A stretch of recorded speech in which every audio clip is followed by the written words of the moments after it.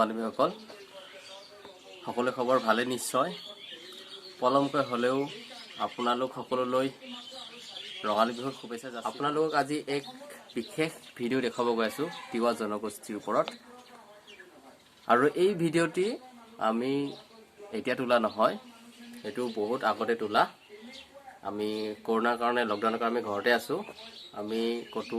video' shoot কৰিব যোৱা নাই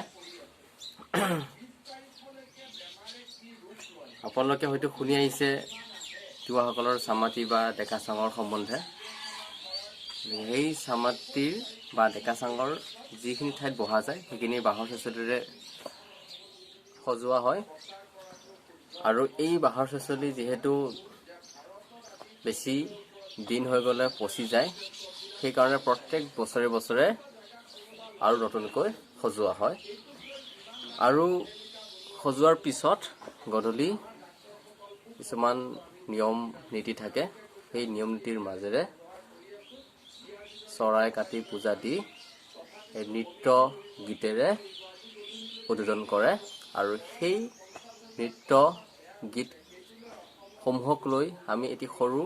ভিডিঅ' বনাইছো গতিকে ভিডিঅ'টি শেষলৈ চাব বলক তেন্তে আজি আমাৰ ভিডিঅ'টো চলোৱা